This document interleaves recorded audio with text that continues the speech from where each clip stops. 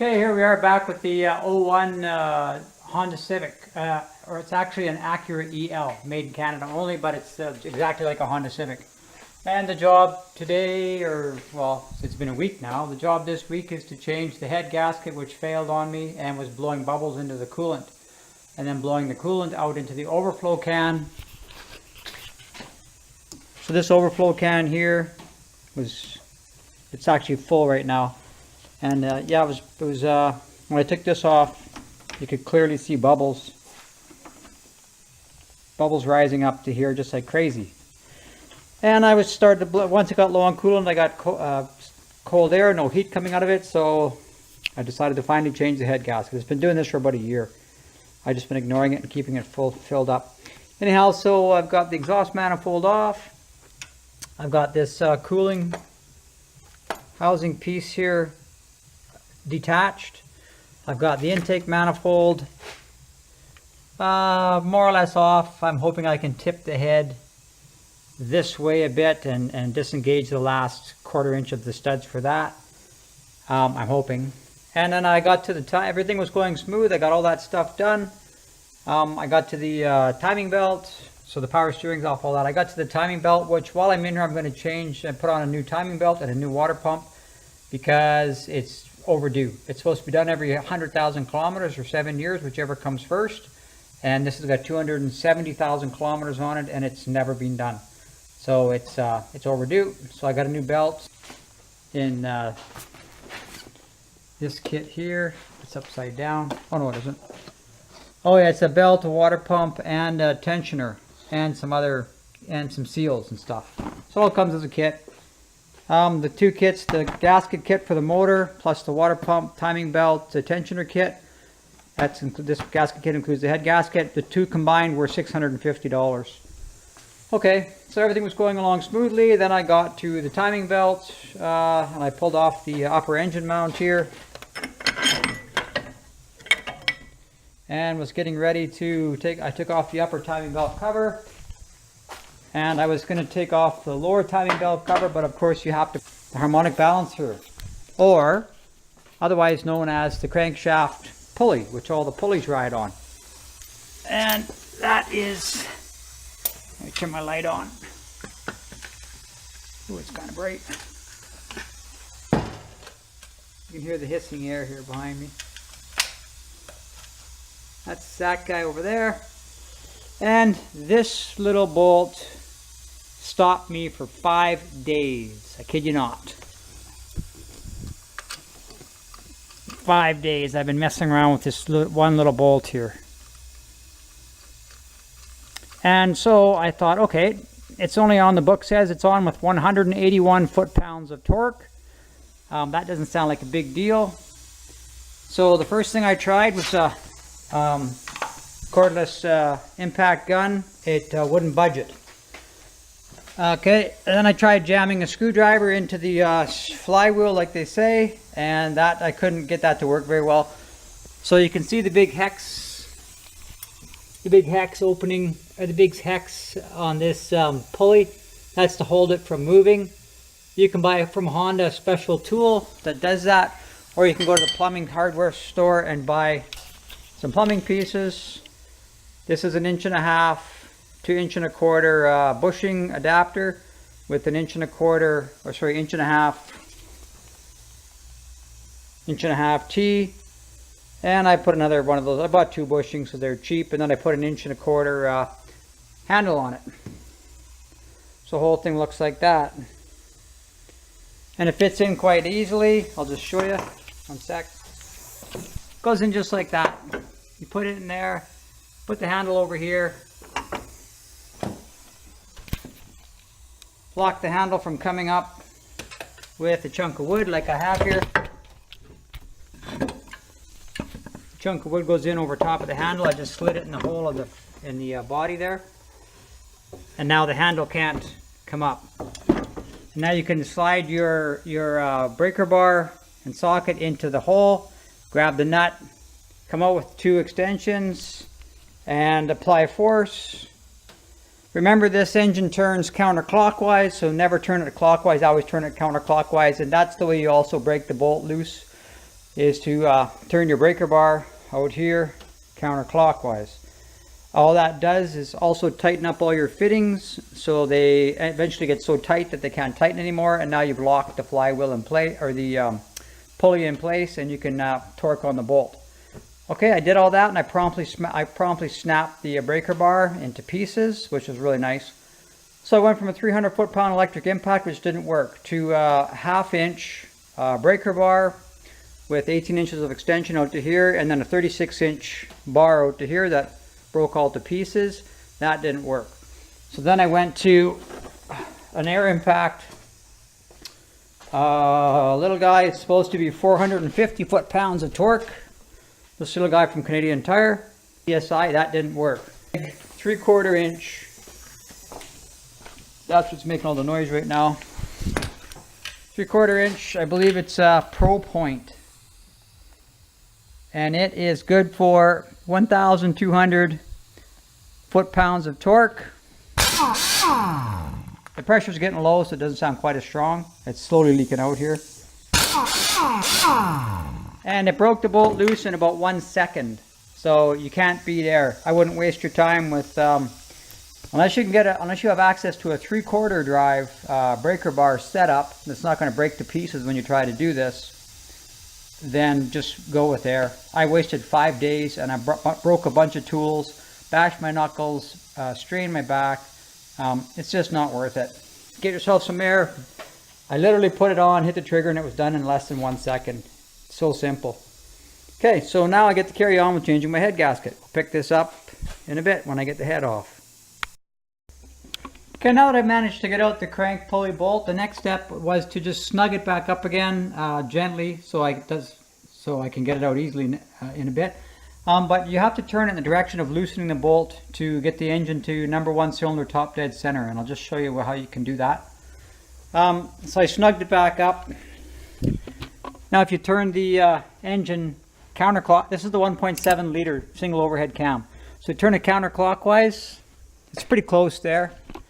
And you can watch your, in this case I can watch my valves for #1 cylinder. I can get a good picture there, yeah. And you'll see that, okay, we're going to come around. Okay, that's going to be an exhaust, because both exhaust valves just opened up, so that's exhausting. And now the intake valve is opening, so that's intake. Okay, so we're finished intaking. Now we're going to come up on a compression stroke. Okay, so we're almost at top dead center. And I don't know if you can see it, but we're getting close. Okay, a little bit more. Okay, and what's going to happen up top, but you'll see a little mark right here, and the same little mark will be on the opposite side over here. And when both marks are even with the surface of the head, or well, not the head, yeah, the head, the surface of the valve cover seat here, the mark will line up with this, and the other mark will line up over here. That's how you know when you're at exactly top dead center on #1 on the compression stroke. I don't know if that's going to be enough right there. Almost. And that might be enough there. Oh, we're very, very close. Okay, and on the other side you can see the mark just coming up. So we are very close to TDC on #1. In fact, it's probably right there. So now what I'm going to do, since I've already broke free the crank pulley bolt, I'm locking the engine in place, and then I'm going to break the bolt free and start taking everything apart with #1 at top dead center, keeping these marks all aligned. You don't want the engine to turn from this point forward.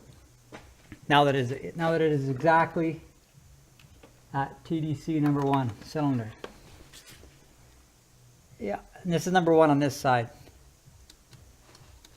On a compression stroke, which is where you want it. Okay, over and out for now. Okay, now that I'm at top dead center, I can use my my other tool. So I put my without moving anything, I put on my homemade fancy deal here. So I put it in place.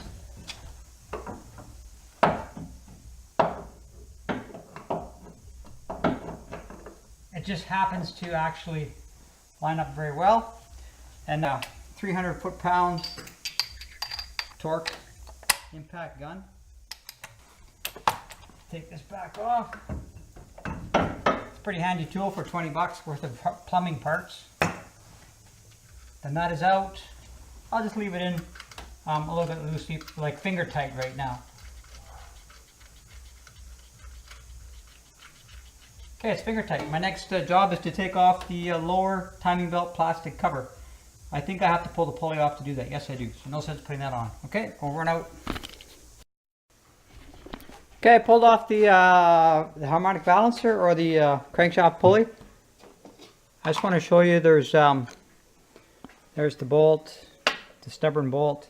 There's the harmonic balancer, and there is the little key that locks it in the slot there.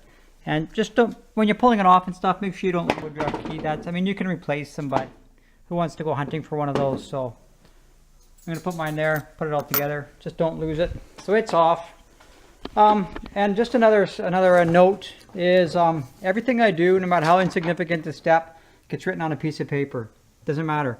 Started with the air resonator, then it was the air filter housing, then it was the drain coolant, etc., etc., etc.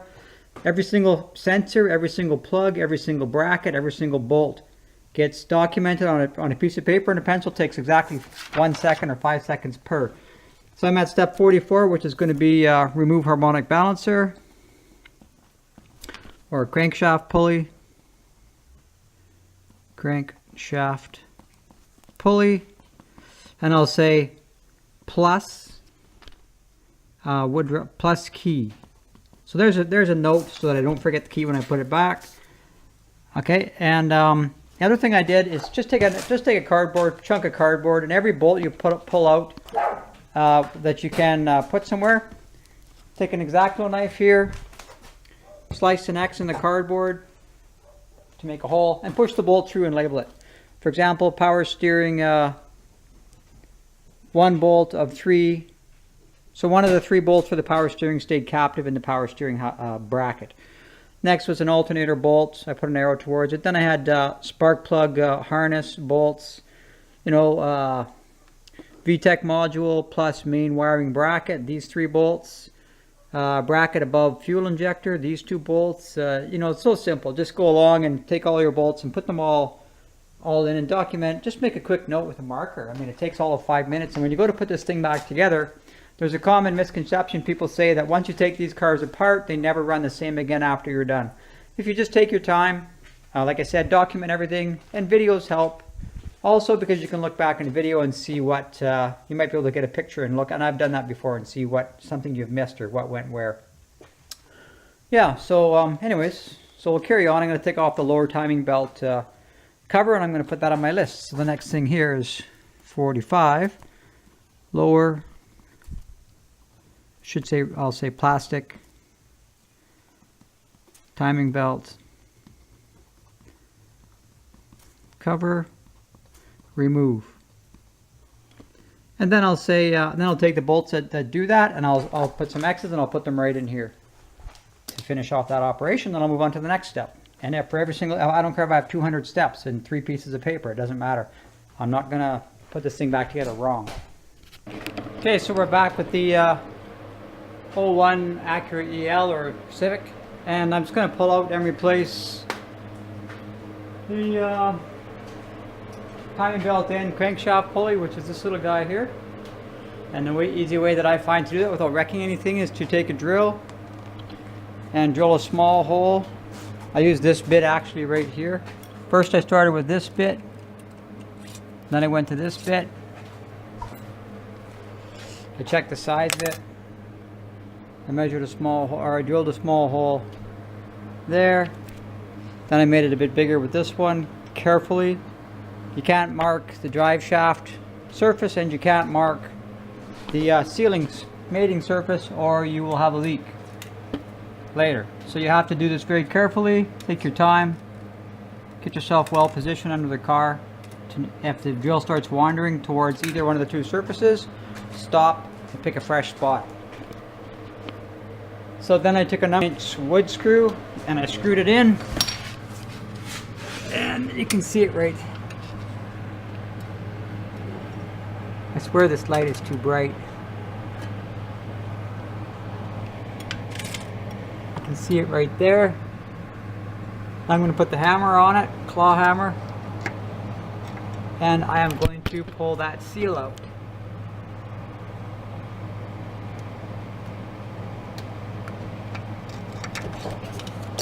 Just like that. There's my seal. Popped right out. And you can see where I drilled it.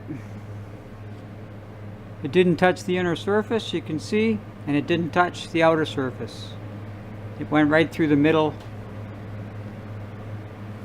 of the seal. So that's one way to do it. Save you some time, but you got to be very careful. Okay, so we're back with the 2001 Honda Civic, which is actually an Acura EL, same car. And I got the head out of the car. There's the head. And I removed the rocker arm assembly and the camshaft. And you go each bolt 1/4 turn at a time in the reverse of the tightening sequence. So it's here, here, here, here, here, here, here, here, here, here, 1/4 turn, 1/4 turn, 1/4 turn in that order until all the tension is released from the springs. Don't worry about this bolt on the end here. This bolt seems to be just a cap. I took it out, I didn't know what it did, and it's a very short little 1/2 inch long bolt that seems to just cap off this journal. So just leave it in place. It's not even mentioned in the book. The other thing I'm trying to do right now is take out this oil control orifice. The kit comes with a new O-ring for it. Right there. See that little O-ring? And it's supposed to go on the oil control orifice. I'm having a bit of trouble getting the oil control orifice out, so I came up with a plan since I'm having difficulty. Okay, I've changed my my method. I'm instead going to use a small easy out. The book says to screw a machine screw in, so instead I'll just, oh there it's turning already, oh here it comes. I was a little bit stuck. It's quite filthy. And there's some burring on the top now. I'll have to just lightly touch that up with a file to make it flat again. You can see it's got some holes in this end also. I don't know what this thing is for. Controls the pressure in this orifice. I guess something to do with the VTEC. The VTEC one has the O-ring. The other one apparently does not. So that's it. There, the new O-ring's in place. Just like that. And that's what they gave me as part of the gasket kit, was that O-ring. Okay, that's it. Just push it back in after you clean up the burring that you've created on the head. One more quick note I want to make about this valve rocker arm disassembly off the valve, off the head. All of these holes are big enough to accept a locating dowel, I guess it's called, or whatever. And on the bottom of this you'll see that they all have it, except this one right here doesn't have it. The rest of them all have the locator piece. What this one does have, it has one there, and then on the opposite corner over here, this one stayed behind over here. So it'll locate this end piece here, this end piece right here will locate on this corner and this corner and hold the whole thing the way it should be positioned in there. Okay, there's a little bit of a tough plug to get off. It is right on the driver's side of the intake manifold. It attaches like this.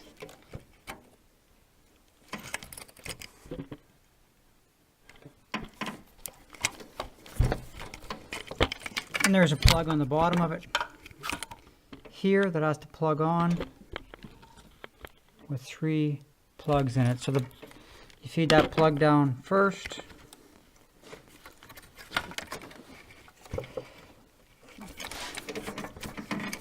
Then there's the There's a slot, there's a round part.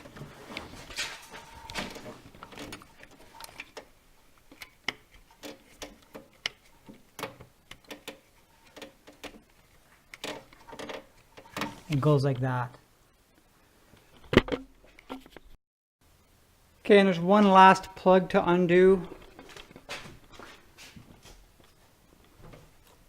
Right here. Let me get some light on that.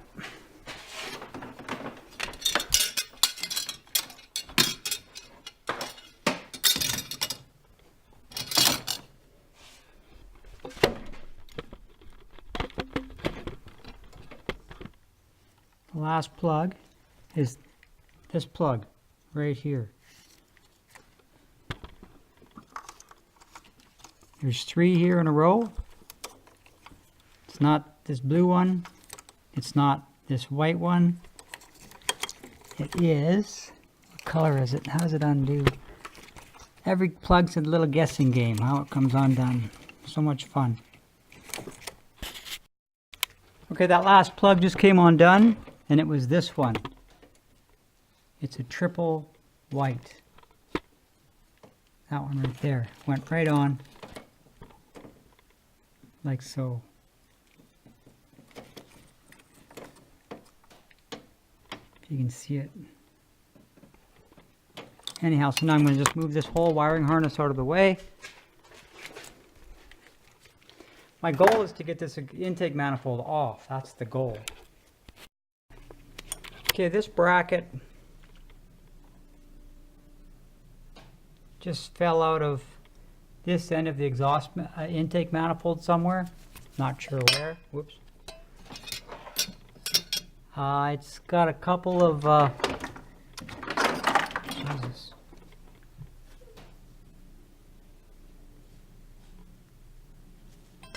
Wire clip holders on it. It's got a wire clip holder there and a wire clip holder there, and it looks like it was attached here. I don't know how or where. I'll have to figure that out.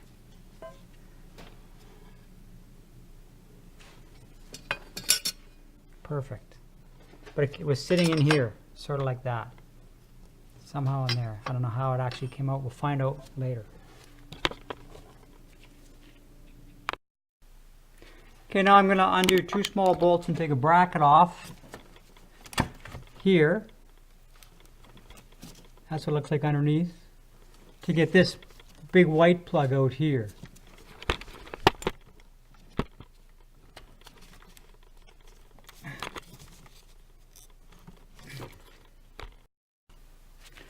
Undo the throttle cable by winding it all the way around like this.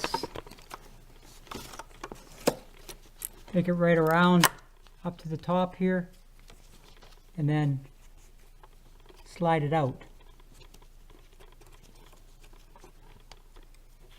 Okay, and that is this one here, the back one.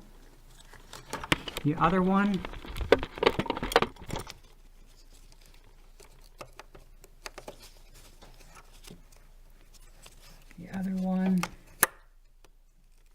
ouch.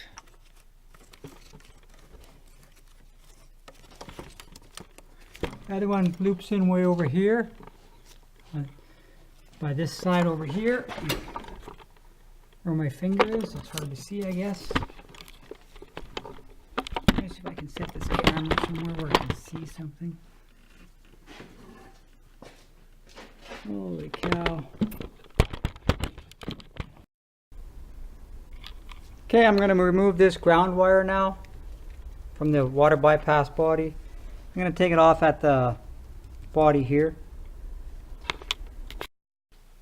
Okay, I got to remove 2 cooling line hoses here and down here from the throttle intake body. The long one that goes to the water bypass goes on the top. The shorter one goes down to the block. Okay, the 2 coolant lines are off, here and here. And now I'm going to remove this fuel line. I'm going to try to leave this one intact because I have no idea how to unplug this. Some kind of weird high pressure fitting. Oh, maybe oops. It just fell. Ah, the cover just fell off of this thing. So I'm not going to snap it back on because it's good to have off. I'm going to try to take both fuel fittings off. Okay, and finally the air intake manifold, or the intake manifold can come out of the way just by lifting it up. There it is. What I'm going to do right now is put this nut and this nut. Can you see that? Yeah, this nut and this nut back on because I took them off thinking I needed to get this off of the head, but I didn't. That was a mistake. I'm going to put those two back on right now while I got a chance without being jammed under the car trying to do it. With your exhaust mat or your intake manifold either in the car or out of the car, another thing you're going to want to do is clean all the dried carbon crusties out of these passages here. You'll find mine were almost completely plugged. Like here, like here, like here, like here. And now in the intake manifold gasket, a new one comes in the kit, but you can see on this one, the side of the intake manifold gasket is correspondingly basically plugged with this junk. So those passages can't work very well. And I'm just going to get a new gasket. I'm not going to bother trying to clean this one. But this one on top of here. And then with the crud that's on here, the thickness of it, you can see how thick it is. Plus the thickness of the crud that was in there, these passages were basically blocked. So I'm going to clean them all up. Put the brand new gasket on. Brand new gasket has nothing on it. So that should open all that back up again. And then I'm going to check the EGR valve and make sure it's flowing cleanly also. This is the EGR valve here. And the intake, the two passages that'll get blocked are down here. So I'm going to check this guy also, make sure it's all in good working order. Okay, here we are again, back with the Acura EL 2001, or otherwise known as the Honda Civic. And we're all done and back together. There's the finished product. As you can see, it went back together nicely. Thanks to my little notes I took, I told you about and all that stuff. That bracket that I couldn't figure that had fallen on the head that I showed you, I wasn't sure how it went. Thanks to some notes that I took here. On my piece of paper, I found that. So when I went to put the VTEC module back on, my notes for that said VTEC module plus main wiring bracket. So I knew the main wiring bracket bolted to the VTEC module somehow. And when I got to the VTEC module, my notes, step 25, said main bracket for wiring, 3 long gold bolts, plastic clips on the back first, then locks into the front clip. VTEC module with 2 plugs, blue wire plug also clips to main bracket. So with those bits of information, I figured out exactly how that main bracket went back on the car. Otherwise, it would have been a bit of a battle trying to, unless you have a photographic memory, trying to figure it out. And it all clipped together and went together perfectly. You can't really see from here, but it went exactly. So everything went back with each and every clip going exactly where it goes, and the thing looks like it was from the factory, and that's exactly how you want to end up. So it certainly pays to take those notes and document everything as you go. Okay, and it runs like a top, and the coolant has no bubbles, and the temperature is all good, no more leaking. I should actually get a bit better fuel economy because the compression is now equal, or is not leaking out of the cylinder on the compression stroke into the cooling passages. So all the compressions are good now, and hopefully the engine will run better. $1,000 plus repair job, but I plan on keeping the car for at least another 150,000 kilometers. It's worth keeping. It's a good little car. Okay, that's it. Another successful job. Hopefully there's no more expensive repairs on this car.